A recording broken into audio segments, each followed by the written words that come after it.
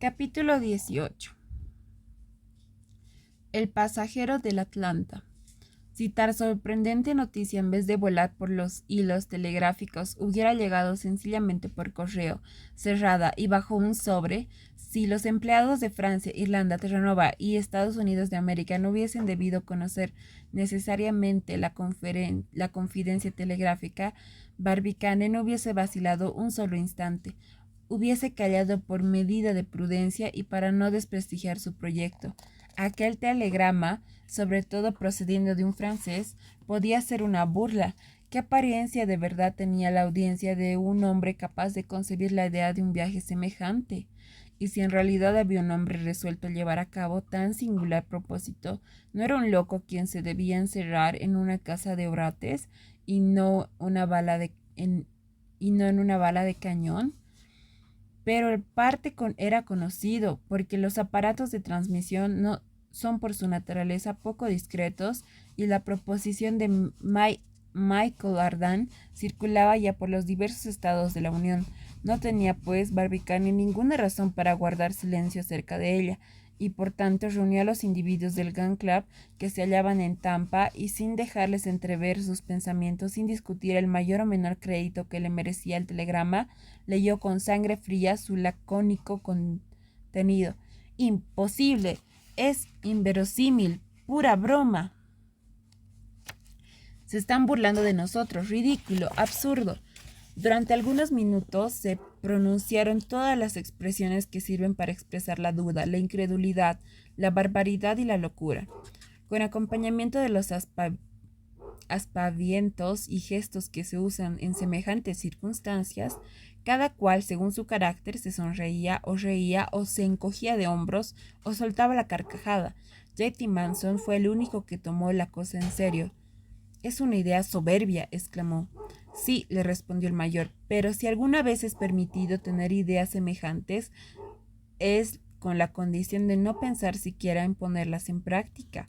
«¿Y por qué no?», replicó con cierto desenfado el secretario del Gun Club, pronto para el combate que sus colegas rehuyeron. Sin embargo, el nombre de Michael Ardan circulaba en la ciudad de Tampa. Extranjeros e indígenas se miraban, se interrogaban y se burlaban, no del europeo, que era un concepto, un mito, un ente imaginario, un ser quimérico, sino de J.T. Manson, que había podido creer en la existencia de aquel personaje fabuloso. Cuando Barbicane propuso enviar un proyectil a la luna, la empresa pareció a todos natural y practicable, y no vieron en ella más que un simple asunto de balística. Pero un ser racional quisiera tomar asiento en el proyectil e intentar aquel viaje inverosímil, era una proposición tan falta de fundamento que podía dejar de parecer una chanza, una farsa, un engaño.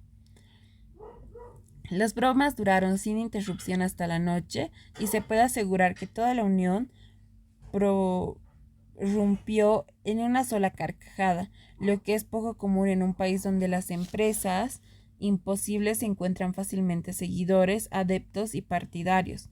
A pesar de todo, la proposición de Michael Ardan, como todas las ideas nuevas, no dejaba de preocupar a más de 4, por lo mismo que se apartaba de la corriente de las emociones acostumbradas. «He aquí», decían, «una cosa que no se había ocurrido a nadie». Aquel incidente fue luego una obsesión por su misma extrañeza. Daba en qué pensar. ¿Cuántas cosas negadas la víspera han sido una realidad al día siguiente? ¿Por un viaje a la luna no se ha de realizar algún día? ¿Por qué un viaje a la luna no se ha de realizar algún día? Pero el primero que a él quiera arriesgarse debe ser un loco de atar y decididamente, puesto que su proyecto no puede tomarse en serio, hubiera hecho mejor que callarse en lugar de perturbar a una población entera con sus ridículas alucinaciones. Pero ¿existía realmente aquel personaje? He aquí la primera cuestión. El nombre de Michael Ardan no era desconocido en América, era el nombre de un europeo muchas veces citado por sus audaces empresas. Además, aquel telegrama que había atravesado las profundidades del Atlántico, la designación del buque en que el francés decía haber tomado pasaje. La fecha fija de su llegada eran circunstancias que daban a la proposición ciertos visos de verosimilitud. La empresa requería, sin duda alguna, un valor inaudito. Pronto los individuos aislados se agruparon, los grupos se condensaron bajo la acción de la curiosidad como en virtud de la atracción molecular se condensan los átomos, y por último se formó una multitud compacta que se dirigió al domicilio del presidente Barbicane. Desde la llegada del telegrama, no había manifestado acerca de él opinión alguna. Había dejado a J.T. Manson mostrar la suya sin probar ni desaprobar. Se mantenía quieto y se proponía aguardar los acontecimientos, pero no contaba con la impaciencia pública y vio con muy poca satisfacción a los habitantes de Tampa reunirse bajo sus ventanas. Los murmullos, los gritos y las vociferaciones le obligaron a asomarse. Tenía todas las obligaciones y por consiguiente todos los engorros de la celebridad. Se presentó y la multitud guardó silencio. Un ciudadano tomó la palabra y dirigió a Barbicane la siguiente pregunta. ¿El personaje designado en el parte bajo el nombre de Michael Ardan se dirige hacia América, sí o no? Señores, respondió Barbicane, no sé más que lo que saben ustedes. Pues es preciso saberlo, gritaron algunos con impaciencia. El tiempo nos lo dirá, respondió con sequedad el presidente. No reconocemos al tiempo ningún derecho para mantener en un estado de ansiedad penosa a un pueblo entero, replicó el orador. ¿Habéis modificado los planos del proyectil conforme se pide en el telegrama? Todavía no, señores. Pero tenéis razón, es preciso saber a qué atenernos, y el telégrafo que ha causado toda esta conmoción contemplará nuestros informes. ¿Al telégrafo? ¿Al telégrafo? Exclamó la muchedumbre. Barbicane bajó y, seguido del inmenso gentío, se dirigió a las oficinas de la administración. Pocos minutos después se envió al síndico de los agentes de buques de Liverpool una parte en el que se le hacían las siguientes preguntas. ¿Qué buque es el Atlanta? ¿Cuándo salió de Europa? ¿Llevaba a bordo un francés llamado Michael Ardan? 2 horas después, Barbicane recibía informes de una precisión tal que no permitían abrigar ninguna duda. El vapor Atlanta de Liverpool se hizo a la mar el 2 de octubre con rumbo a Tampa, llevando a bordo a un francés que con el nombre de Michael Ardan está escrito en la lista de pasajeros. Al ver esta confirmación del telegrama, los ojos del presidente brillaron con una llama de satisfacción. Se cerraron fuertemente sus puños y con violencia se le oyó murmurar: «Pues es cierto. Es pues posible. Este francés existe y estará aquí dentro de 15 días. Pero es un loco y nunca consentiré». Y sin embargo, aquella misma tarde escribió a la casa Bridwell y compañía para que se suspendiese hasta nueva orden la fundición del proyectil. Expresar ahora la conmoción que se apoderó de toda América, el efecto que produjo la comunicación de Barbicane, lo que dijeron los periódicos de la Unión, el asombro que les causó la noticia y el entusiasmo con el que la acogieron y con que cantaron la llegada de aquel héroe del antiguo continente. Describir la agitación febril de cada individuo que veía transcurrir lentamente las horas, dar una idea, aunque imperfecta, de aquella obsesión fatigosa de todos los cerebros subordinados a un pensamiento único. Narrar el cese completo de toda actividad humana, la paralización de la industria y la suspensión del comercio para presenciar la llegada del Atlanta, descubrir la animación de la bahía del Espíritu Santo, insensatamente surcada por vapores, paquebotes, yates de placer, flyboats de todas las dimensiones, enumeran los millares de curiosos que cuadriplicaron en 15 días la población en Tampa y tuvieron que acampar en tiendas como un ejército en campaña, que sería una tarea temeraria superior a todas las fuerzas humanas. El 20 de octubre a las 9 de la mañana, los vigías del canal de Bahamas señalaron una densa humareda en el horizonte. 2 horas después, un vapor... ¿Puedo hablar? El 20 de octubre a las 9 de la mañana, los vigías del canal de Bahamas señalaron una densa humareda en el horizonte. 2 horas después, un vapor de alto bordo cambiaba señales de reconocimiento con ellos y el nombre de Atlanta fue transmitido a Tampa. A las 4, el buque inglés entraba en la bahía del Espíritu Santo. A las 5, cruzaba a todo vapor la rada de Hillsboro. A las 6, fondeaba en el puerto de Tampa. El ancla no había aún mordido el fondo de la arena cuando 500 embarcaciones rodeaban el Atlanta y el buque era tomado por asalto. El primero que pisó su cubierta fue Barbicane, el cual dijo con una voz cuya emoción procuraba en vano contener: «Michael Ardan, presente», respondió un individuo encamarado a la toldilla. Barbicane, con brazos cruzados, con la mirada interrogante, con los labios apretados, miró fijamente al pasajero de Atlanta.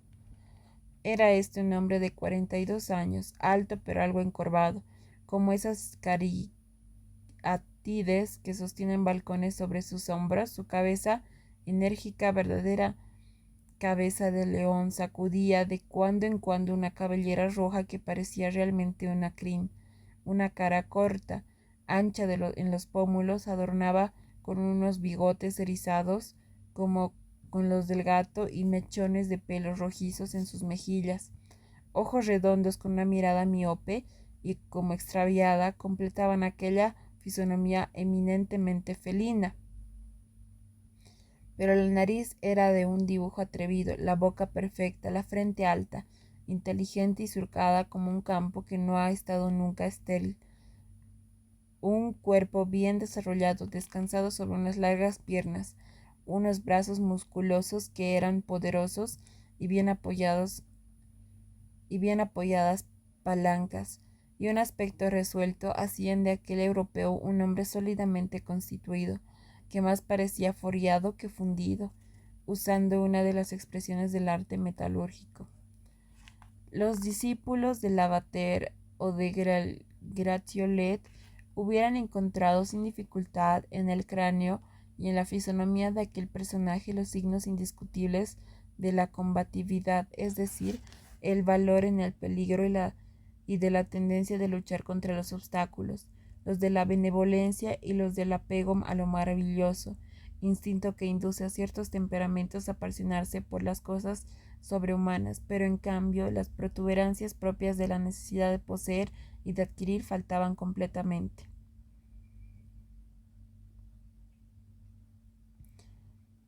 Para completar el retrato físico del pasajero de Atlanta, es conveniente decir que sus vestidos eran holgados y cómodos, al juego de sus articulaciones, siendo su pantalón y su gabán tan sumamente amplios que él mismo se llamaba la muerte con capa. Llevaba la corbata desaliñada y el cuello de su camisa muy abierto dejaba ver un cuello robusto como el de un toro. Sus manos febriles arrancaban de 2 puñados de camisa que estaban siempre desabrochados. Bien se comprendía que aquel hombre no sentía nunca el frío, ni en la crudeza del invierno, ni en medio de los peligros. Iba y venía por la cubierta del vapor en medio de la multitud que apenas le dejaba espacio para moverse sin permanecer quieto jamás. Pero él derribaba sobre sus anclas, como decían los marineros, y gesticulaba y tuteaba a todo el mundo y se mordía las uñas con una avidez convulsiva. Era uno de esos tipos originales que el creador inventa por su capricho pasajero, rompiendo el molde enseguida. En efecto, la personalidad moral de Michael Ardan ofreció un campo muy vasto a los observadores analíticos.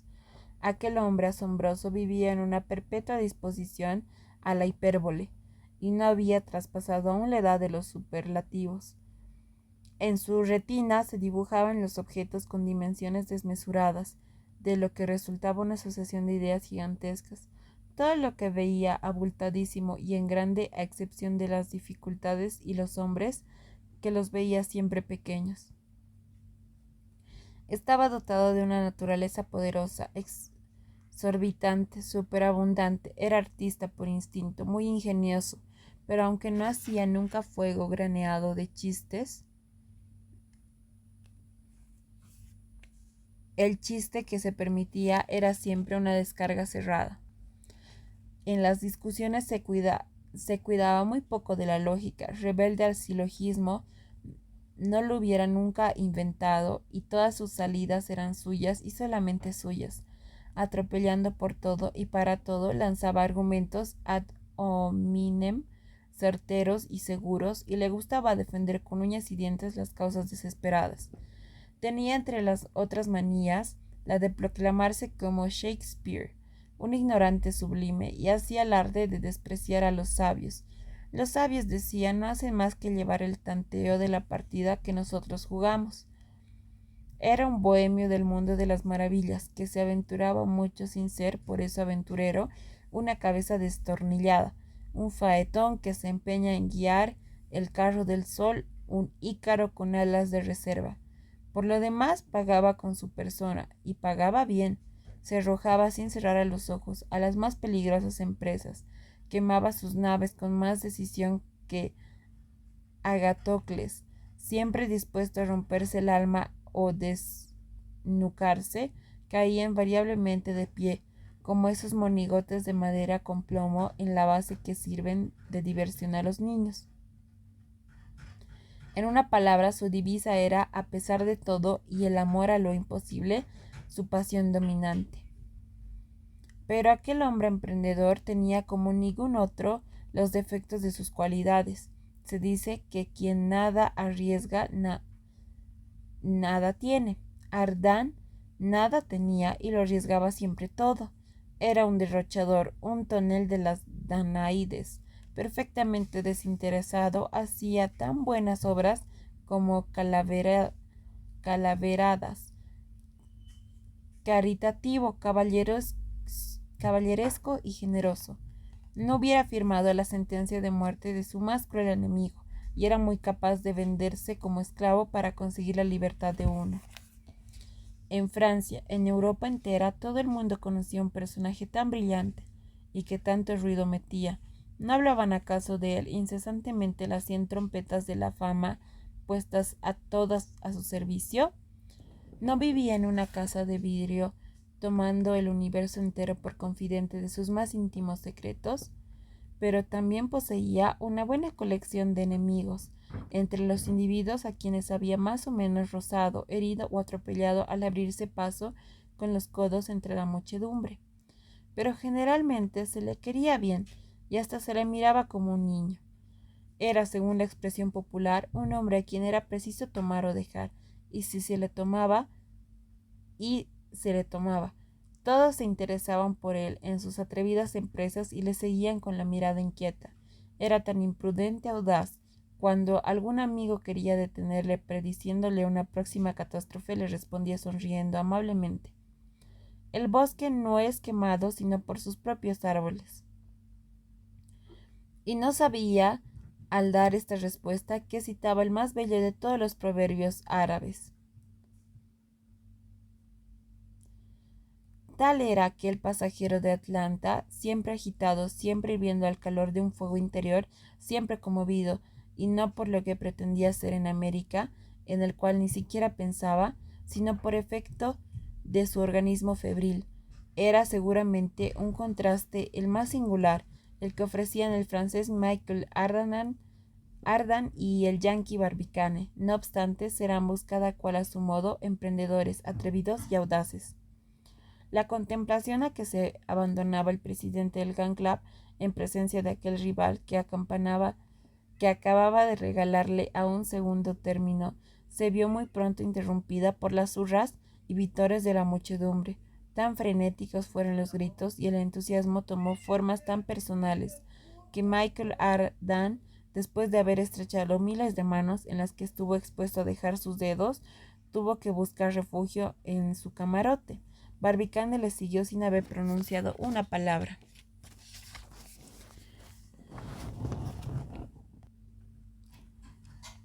¿Sois vos Barbicane?, le preguntó Michael Ardan cuando estuvieron solos los dos con un tono como si hubiese hablado a un amigo de 20 años.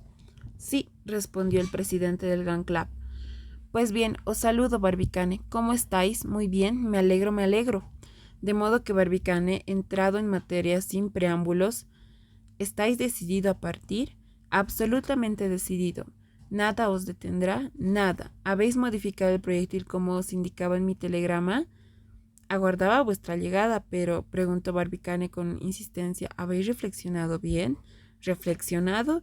¿Tengo acaso tiempo que perder? Se me presenta la ocasión de ir a dar la vuelta por la luna y la aprovecho.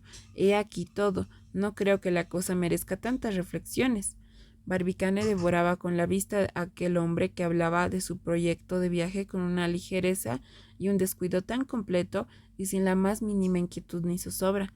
Pero al menos, le dijo, tenéis un plan, tendréis medios de ejecución. Excelentes, querido Barbicane, pero permitidme haceros una observación. Me gusta contar mi historia de una sola vez a todo el mundo y luego no hablar más de ella. Así se evitan repeticiones y por consiguiente salvo mejor parecer, convocad a vuestros amigos, a vuestros colegas, a la ciudad entera, a toda Florida, a todos los americanos, si queréis, y mañana estaré dispuesto a exponer mis medios y responder todas las objeciones, cualesquiera que sean. Tranquilizaos, las aguardaré a pie firme. ¿Os parece bien? Muy bien, respondió Barbicane. Y salió del camarote para contar a la multitud la proposición de Michael Ardan. Sus palabras fueron acogidas con palabras y gritos de alegría, porque la proposición resolvía todas las dificultades. Al día siguiente todos podrían contemplar a su gusto al héroe europeo. Sin embargo, algunos de los más obstinados espectadores no quisieron dejar la cubierta del Atlanta y pasaron la noche a bordo. J.T. Manson, entre otros, había clavado su mano de madera en un ángulo de la toldilla. Y si hubiera necesitado un cabestrante para arrancarlo de su sitio. Es un héroe, exclamaban en todos los tonos. Y comparados con él, con ese europeo, nosotros no somos más que unos muñecos. En cuanto al presidente, después de invitar a los espectadores que se retiraron, entró al camarote del pasajero y no salió de allí hasta que la campana del vapor señaló la hora del revelo de la guardia de medianoche. Pero entonces los dos rivales en popularidad se apretaron amistosamente las manos y ya Michael Ardan tuteaba al presidente Barbicane.